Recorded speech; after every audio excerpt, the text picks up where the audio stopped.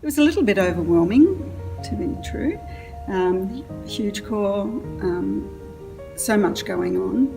But what it allowed for us as a family, a Salvo family coming from the south, was that we just implanted ourselves here very, very easily, moved into the various things that suited our age, whether it be the kids and youth group or Sunday school for the little ones. And so we had quite a tribe. There were 5 kids that arrived, and we would have taken up a seat or 2, plus Mike's mum.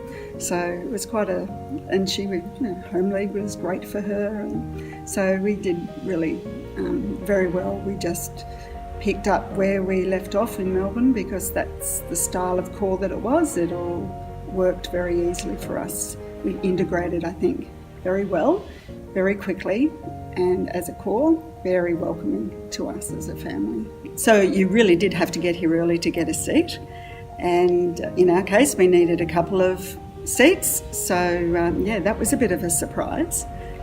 So part of our mission statement back then was an element of it was that community services should be highly valued, and that's how we connected with people and help people come to Jesus through community service.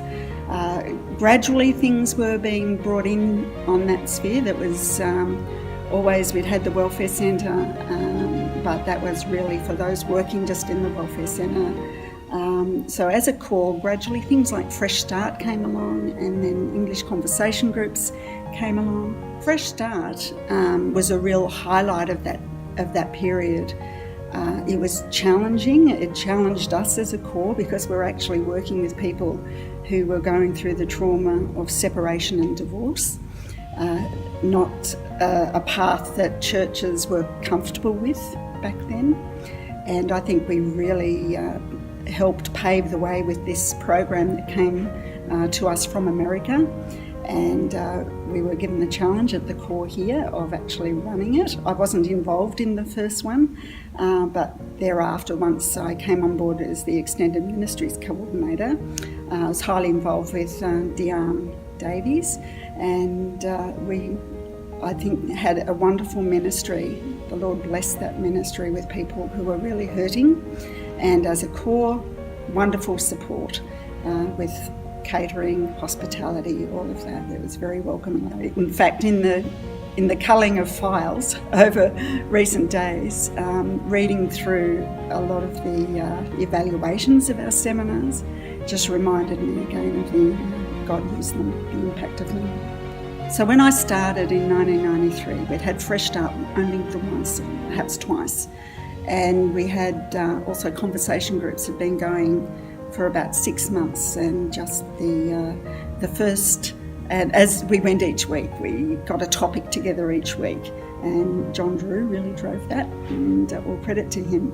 And then I came aboard about 6 months in, and then we continued on and got a year's worth of content, which we then, with some funding, improved and presented in a better fashion, and manuals of English conversation group material went out all over the place. Hundreds of manuals actually went out through our territory and beyond, actually, and to other churches too. I guess it's the question that we've mentioned before. Would we be noticed if we were gone from our community? And absolutely we would be, because we do connect regularly with so many people, and so we have to manage that now with relocating and all of that. People still need to be able to connect with us in the way that they have. I think powerfully the fact that our core people stepped up to be volunteers within our community service centre and our Salvos Connect, the way they've stepped up to support that as volunteers has been outstanding and really impacting of our community. So with the relocation, I'm just excited by the future and just what this new season will be. I am excited by that, and things will transition and things will change. Some ministries may no longer be relevant, and others will become more relevant. I'm going to feel incredibly sentimental and my heart's on my sleeve anyway, but I just know that I'll be very sentimental, sad, grateful. I think just spanning spanning that time of extended ministries, just my personal involvement with that, and how many other people that is involved. And that's our own core folk, our volunteers, community volunteers, just how many people have been connected with us. That's momentous. And I'm going to feel sentimental about that. I do right now. So from a family perspective, yes, our family has grown up from being kids to adults.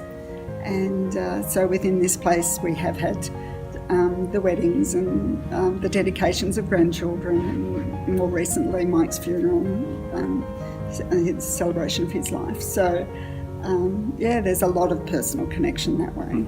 So I'm very grateful, but this is a set of buildings. It's the people within the buildings that have made that be real to me.